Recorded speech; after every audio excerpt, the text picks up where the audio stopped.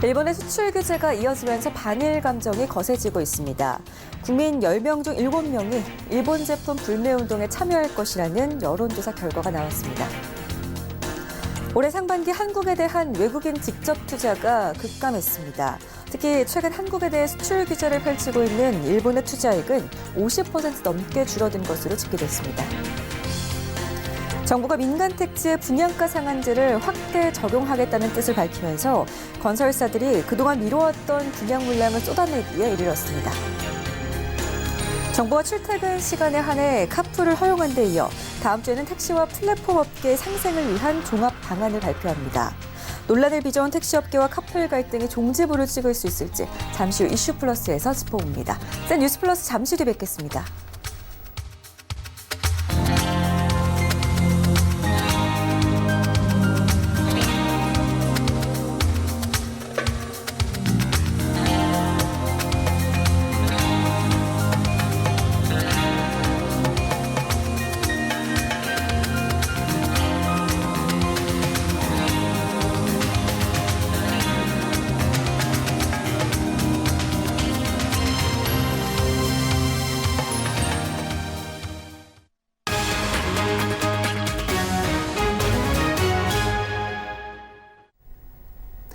시청자 여러분 안녕하십니까? 센 뉴스 플러스 김민재입니다.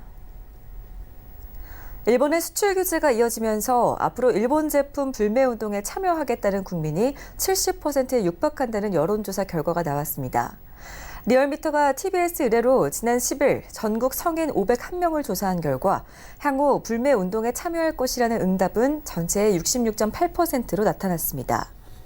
자유한국당 지지층과 60대 이상을 제외한 모든 정당 지지층, 이념, 성향, 지역, 연령, 성별에서 향후 참여 의향자가 대다수이거나 절반을 넘었습니다. 현재 일본 제품 불매 운동에 참여하고 있다는 응답은 48%, 참여하지 않고 있다는 응답은 45.6%로 집계됐습니다. 올 상반기 한국에 대한 외국인 직접 투자가 글로벌 투자 위축세 등의 영향으로 급감했습니다.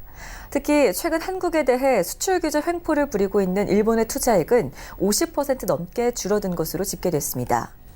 산업통상자원부는 상반기 외국인 직접 투자 신고액이 98억 7천만 달러로 전년 동기 대비 37.3% 감소했다고 밝혔습니다. 실제 투자 도착 기준으로는 45.2% 감소한 56억 1천만 달러를 기록했습니다. 지역별로는 일본의 투자 감소가 눈에 띄었습니다. 일본의 대한국 투자는 신고 기준으로는 전년 대비 38.5% 감소한 5억 4천만 달러, 도착 기준으로는 51.2% 감소한 3억 3천만 달러였습니다. 2020 도쿄올림픽 준비 등 국내 투자에 집중하는 바람에 한국 투자에 대한 관심도가 저하됐기 때문이라는 평가가 나왔지만 최근 수출 규제 조치를 앞두고 투자 규모를 선제적으로 줄였을 가능성이 있는 것으로 해석됐습니다. 건설사들이 분양가 상한제 도입을 앞두고 밀어내기 분양에 나설 전망입니다. 그동안 미뤄왔던 분양 물량을 제도 시행 전에 털어내겠다는 건데요. 일시에 공급이 물리면 소화 불량에 걸리겠죠. 미분양도 덩달아 늘어날 수 있다는 얘기입니다. 정창신 기자입니다. 이달부터 연말까지 서울 지역에 10,000 가구가 넘는 재건축, 재개발 등 정비사업 물량이 쏟아집니다. 부동산 시장 분석업체 부동산인포 조사에 따르면 7월부터 12월 정비사업 물량 11,700가구가 일반 분양됩니다. 전년 같은 기간보다 5배 넘는 수치입니다. 업계에선 정부가 민간 택지에도 분양가 상한제를 도입할 예정이라 건설사들이 제도 시행 전 물량 밀어내기에 나선 것이란 분석입니다.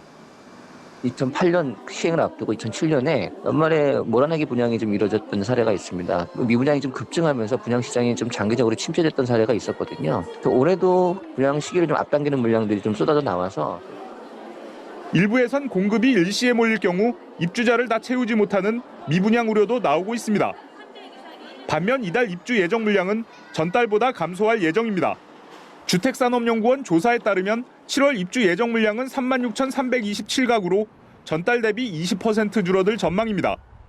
최근 2년간 월 평균 아파트 입주 물량과 비교해봐도 적은 수준입니다. 입주 물량은 경기 지역에 16,000가구가 집중됐고 서울은 646가구에 불과합니다. 서울경제TV 정창신입니다.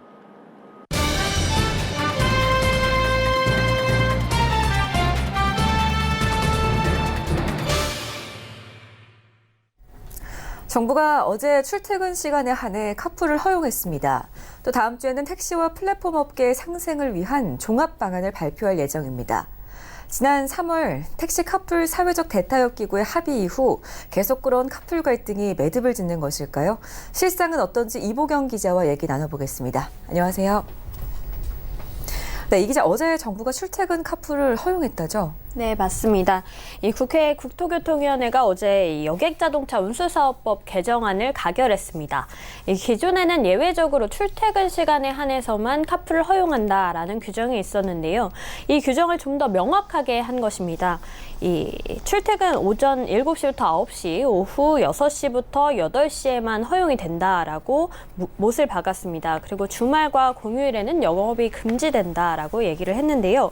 여기에 더불어서 이 법인 택시 산납금 제도를 없애고 택시 월급제를 시행하도록 했습니다. 네, 그럼 이제 법이 명확해졌으니까 이 출퇴근 시간에 대한 갈등은 사라진 건가요? 네, 그렇지는 않습니다. 이 모빌리티 업계의 반발이 거센데요. 이 원래 여객자동차 운수사업법상 출퇴근 시간에는 카풀을 허용한다라고 돼 있었습니다. 근데 이 출퇴근 시간의 개념이 좀 모호했기 때문에 이 플러스 같은 기업은 24시간 영업을 계속 해오고 있었습니다. 그리고 다른 업체들도 24시간 영업을 하기를 원했습니다. 그래서 이에 이 택시 업계가 좀 반발을 하고 나선 건데요. 그런데 이를 확 축소해서 이 2시간 이렇게 4시간 이렇게 못을 박아버리니까 사업 확장성이 좀 확 줄어든 셈이 됐습니다. 네, 그렇다면 카풀업계 반응은 어떤가요? 네, 우선 플러스의 경우에는 이 사업을 전면 재검토해야 한다라는 입장입니다.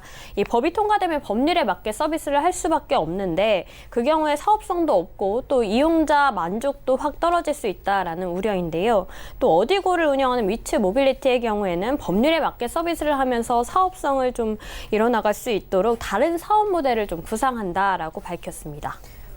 네, 일단은 개정안이 국토교통위를 통과하면서 카풀업계가 고사 위기에 빠지게 됐다는 건데요.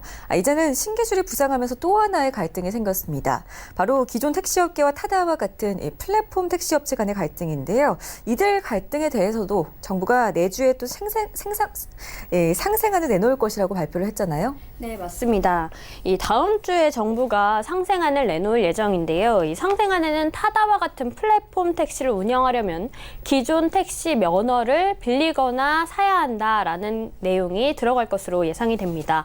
이 차량 공유보다는 택시와 상생하는 이 방향으로 모빌리티 혁신의 골자가 좀 잡힌 것으로 보입니다. 네, 기여금을 내고 영업을 하라는 건데요. 그러면은 가격이 얼마나 될까요? 이 문제가 좀 있는데 부담이 좀 클 거라는 문제가 있습니다. 이 면허를 빌리는 경우에 아직 정해지지는 않았는데 이 매달 40만 원씩 내는 것을 좀 고려하고 있다고 합니다.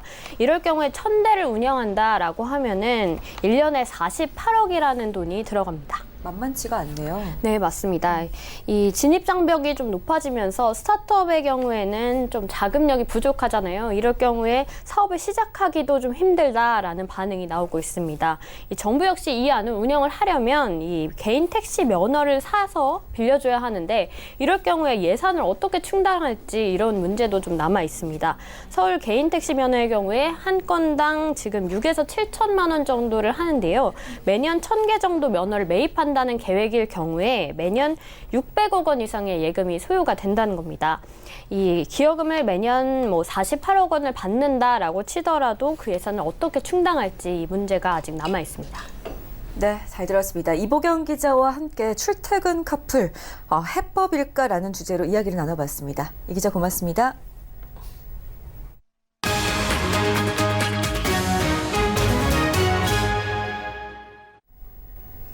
올해 상반기 가계대출이 약 18조 원 늘었지만 증가폭은 지난해 절반 수준에 그친 것으로 나타났습니다.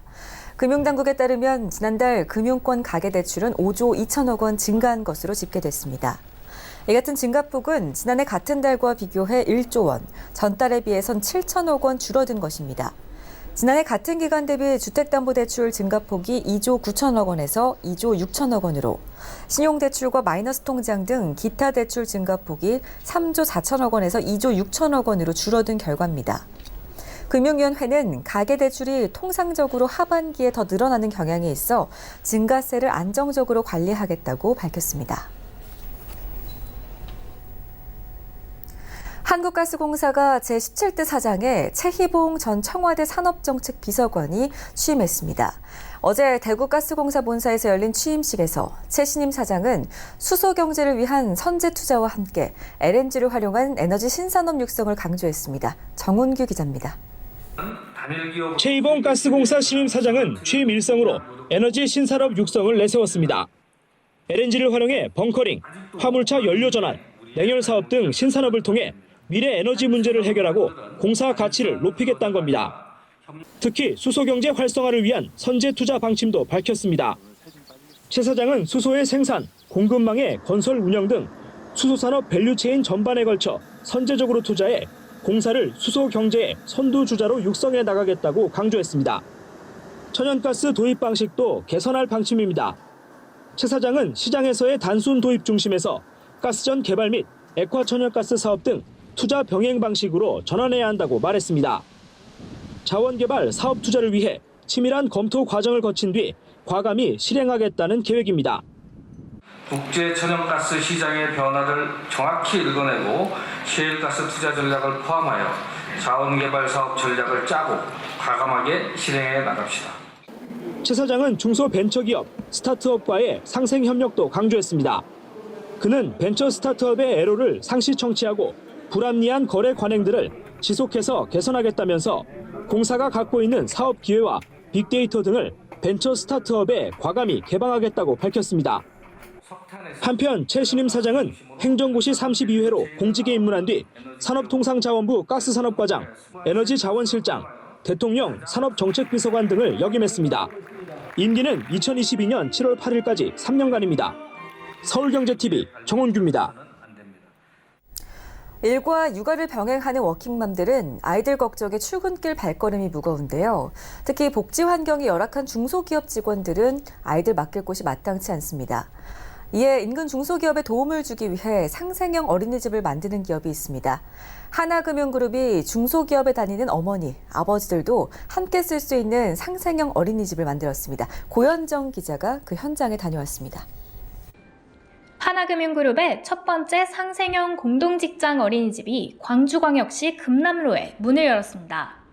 하나금융 임직원뿐 아니라 인근 중소기업 임직원 자녀도 함께 이용할 수 있도록 한 직장 어린이집은 이번이 처음입니다. 이날 개원식에 참석한 박승 하나금융그룹 사회공헌위원장이자 전 한국은행 총재는 우리나라의 저출산 현상은 재앙 수준이라며 정부와 기업이 함께 나서야 한다고 밝혔습니다. 근데 우리나라의 합계 출산율은 0.98. 두 사람이 한 사람도 낳지 못해서 결국은 일본보다 급속한 인구 감소 현상을 코앞에 두고 있습니다. 이번에 하나금융그룹이 여기에 나서기로 앞장서 나왔습니다. 하나금융그룹이 벌어들인 소득으로 전국 방방곡곡에 어린이집을 지어서 그 지역사회에 이것을 기증하는 그 일을 하고 있고 오늘의 이 자리도 바로 그 현장입니다. 또 현장에서는 하나금융 임직원들이 사람의 움직임에 반응하는 인터랙티브 월을 활용한 축구 게임을 벌이며 아이들과 즐거운 시간을 보내기도 했습니다. 하나금융그룹은 지난해 4월 여성의 경제활동과 지역 균형 발전을 지원하기 위해 2020년까지 90개의 국공립 어린이집, 10개의 직장 어린이집 등 총 100개의 어린이집을 건립하는 계획을 발표한 바 있습니다. 이에 29개 지방자치단체와 국공립 어린이집 건립 협약을 맺고 진행 중이며 지난 3월과 4월에는 서울 명동과 여의도에 직장 어린이집 1, 2호를 개원했습니다. 하나금융그룹은 지난 5월 23개 지자체와 국공립 어린이집 지원을 위한 업무 협약을 추가로 체결하고 올 하반기부터는 개원을 본격화한다는 계획입니다. 서울경제TV 고현정입니다. 현대자동차가 소형 스포츠 유틸리티 차량 베뉴를 출시했습니다. 현대차는 이 차의 주요 고객층으로 1980년대 초부터 2000년대 초에 태어난 밀레니얼 세대를 꼽았습니다. 혼밥, 혼술 등 개인의 취향과 만족을 중시하는 1인 라이프 스타일에 최적화된 모델이라는 것이 현대차의 설명입니다. 베뉴는 출시 전 사전 계약 대수 3,000대를 넘어섰으며 현대차는 이 차를 연간 1만 5천 대 이상 판매하는 목표를 세웠습니다. 베뉴의 판매 가격은 1,473만 원에서 2,111만 원으로 책정됐습니다. 티에리 모린 H&T 총괄 회장은 어제 인터뷰를 통해 앞으로 20년 동안 자율주행 분야에서 전 세계적 변화가 일어날 것이라며 30년 후에는 자율주행이 확실히 구현될 것이라고 전망했습니다. 코스닥 상장사 H&T는 카메라 모듈 전문 기업으로 최근에는 위치 정보 사업, 센서 개발 등 자율주행 관련 사업에 집중하고 있습니다. 지난 10일 H&T 총괄 회장으로 취임한 티에리 모린 대표는 30년간 자동차 업계에 몸담아 왔으며 프랑스 자율주행 전문 기업 발레오의 CEO를 맡은 바 있습니다. 티에리 모린 회장은 아직 안전 문제가 있긴 하지만 앞으로 자율주행을 통해 사고가 아예 없어질 것이라며 차선 변경이 적은 고속도로부터 자율주행이 적용될 가능성이 높다고 본다고 설명했습니다. 이어 한국의 자율주행과 관련한 인공지능 시장에 대해 매우 진보된 시장이라고 평가하면서 특히 고속도로의 선진화가 잘 돼 있어 자율주행 도입에 적합할 것이라고 예상했습니다. 앞으로 H&T 경영 계획에 대해 모린 회장은 H&T 경영진과 연구개발팀은 매우 뛰어나다며 30년 경력의 노하우로 고객사 확대 등 시장에서 다양한 기회를 잡을 수 있을 것이라고 강조했습니다. 우리은행이 소득 정보가 없거나 금융거래 이력 부족 등의 사유로 은행권 대출이 어려웠던 고객을 위해 우리 비상금 대출을 출시했다고 밝혔습니다. 이 대출 상품은 통신 3사가 제공하는 휴대전화 기기 정보, 요금 납부, 소액 결제 내역 등을 바탕으로 신용평가사에서 산정한 통신사 신용등급을 활용해 고객의 신용 수준을 평가합니다. 대출 한도는 통신사 신용등급에 따라 최대 300만 원으로 1년 만기 마이너스 통장으로만 취급됩니다. 통신사 신용등급에 따라 최대 0.5%포인트까지 우대금리가 적용되며 최저 대출금리는 오늘 기준 3.84%입니다. 대출 대상은 우리은행 입출금 계좌를 보유하고 본인 명의 휴대전화를 통신 3사에서 이용 중인 개인으로 소득 정보나 직장 정보 입력 없이 우리은행 간편 뱅킹 앱 위비뱅크에서 이용할 수 있습니다.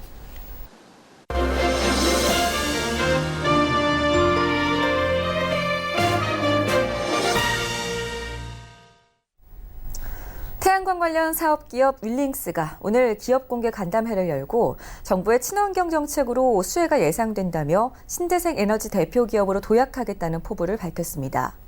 윌링스는 지난 2003년 설립한 태양광 전력 변환 장치 개발 제조 전문 기업입니다. 주력 제품인 태양광 인버터는 태양전지 모듈에서 생산된 진류 전력을 일반적으로 콘센트를 통해 얻을 수 있는 교류 전력으로 변환하는 장치입니다. 최근 태양광 시장 확대에 따라 1WM급 이상 인버터 비중이 높아지고 있는데 윌링스의 경우 대용량 태양광 인버터 시장을 선점하고 있어 전망이 밝다는 분석입니다. 핵심 기술인 전력 변환 기술을 기반으로 고객 수요에 따라 제품 포트폴리오 확장이 쉽다는 것도 윌링스의 강점으로 꼽힙니다. 윌링스는 새만금 태양광 발전 사업 참여를 시작으로 수상용 태양광 시장 확대에 나설 예정입니다. 현재 수상 발전소에 적합한 대용량 태양광 인버터 개발을 진행하고 있으며 올 하반기 개발 완료 예정입니다. 윌링스는 오늘 16일에서 17일 청약을 거쳐 이달 25일 코스닥 상장 예정입니다. 대표 주관사는 신영증권입니다.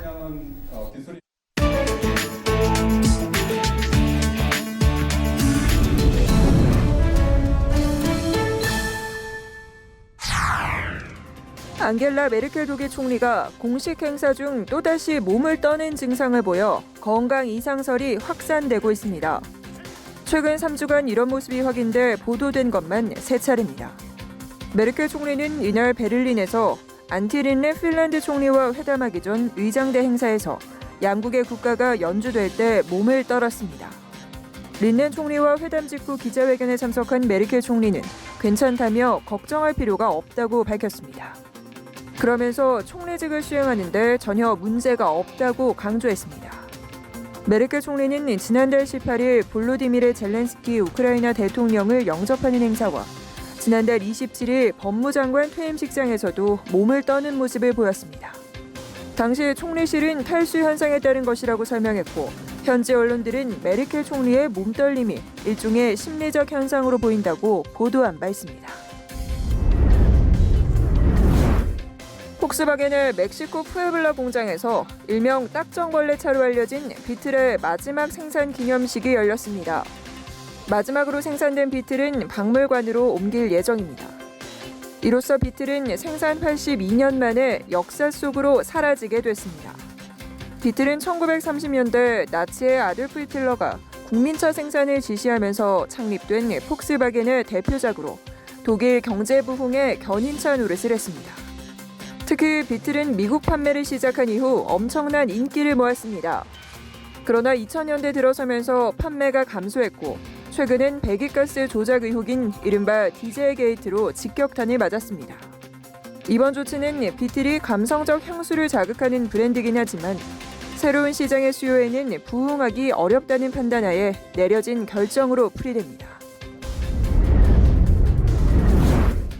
미국 워너미디어가 내년부터 새 스트리밍 서비스인 HBO 맥스 론칭 계획을 밝혔습니다. 이에 따라 넷플릭스에서 서비스되고 있는 인기 드라마 프렌즈가 이쪽으로 옮겨가게 됐습니다.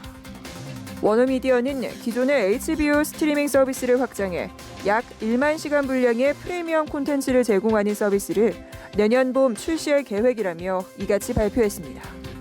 워너미디어는 HBO 맥스를 통해 한국에서도 큰 인기를 모았던 시트콤 프렌즈와 드라마 왕자의 게임 시리즈 등 자사가 소유한 TV쇼와 영화 프로그램들을 제공할 계획인 것으로 알려졌습니다.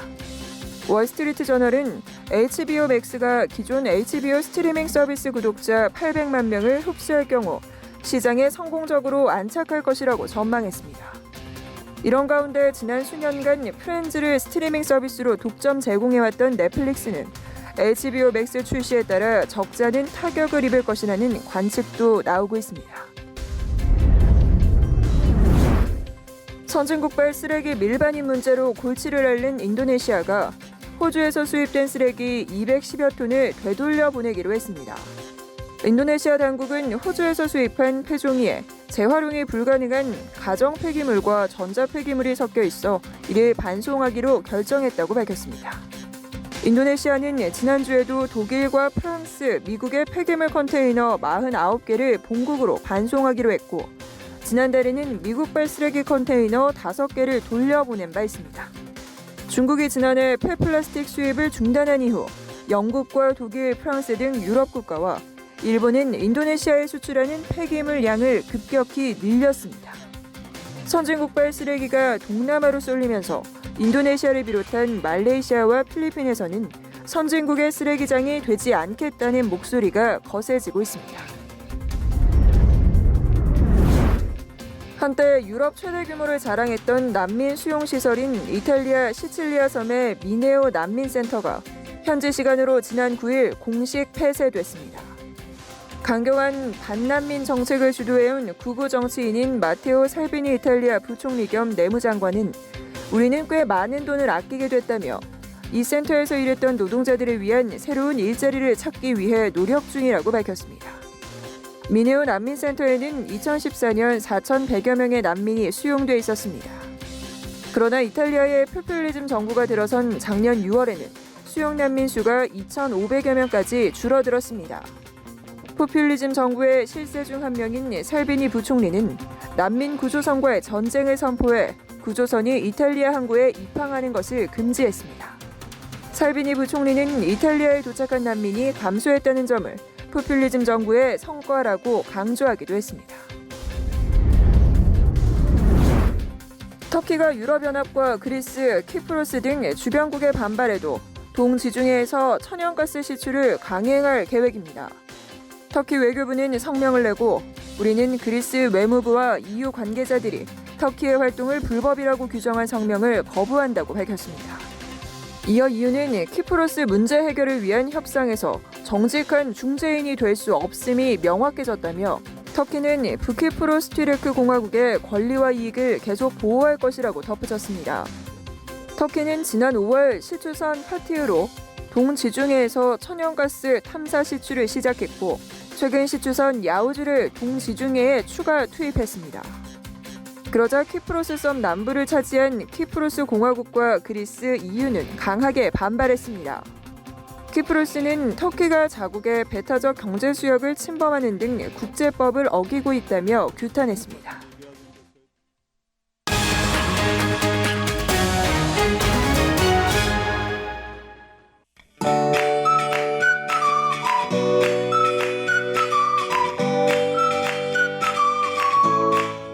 안녕하세요. K웨더 라이프스타일 예보 김민주입니다.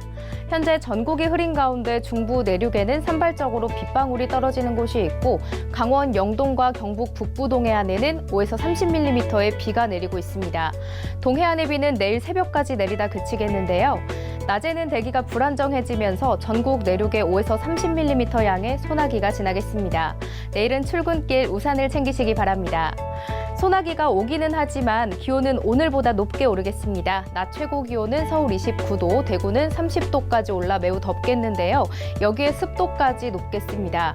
이에 따라 열사병 위험지수도 높게 나타나겠는데요. 대부분 지역이 경계 단계가 예상되는 가운데 대구의 경우에는 위험 단계까지 오르겠습니다.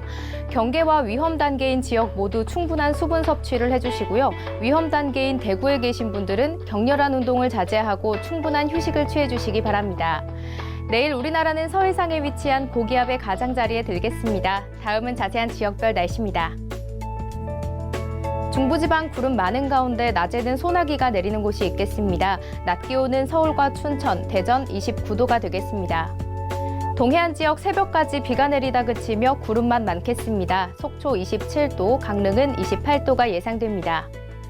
남부지방 내륙으로 소나기가 지나겠습니다. 낮 기온은 광주 29도, 대구는 30도까지 올라 열사병에 유의하시기 바랍니다. 바다의 물결은 동해상에서 최고 4m까지 매우 높게 일겠는데요. 동풍이 지속적으로 부는 동해안에는 너울에 의한 높은 파도가 해안도로나 방파제를 넘는 곳이 있겠습니다. 안전사고에 유의하시기 바랍니다. 장마전선은 잠시 소강 상태를 보이다가 토요일과 화요일 사이 제주도에만 영향을 줄 것으로 예상되고 주말에는 전국 곳곳에 소나기가 지나겠습니다. 기온은 점차 올라 다음 주 중반에는 서울의 낮 기온이 32도까지 오르겠습니다. 날씨였습니다. 스탄 뉴스 플러스는 여기까지입니다. 시청해주신 여러분 고맙습니다.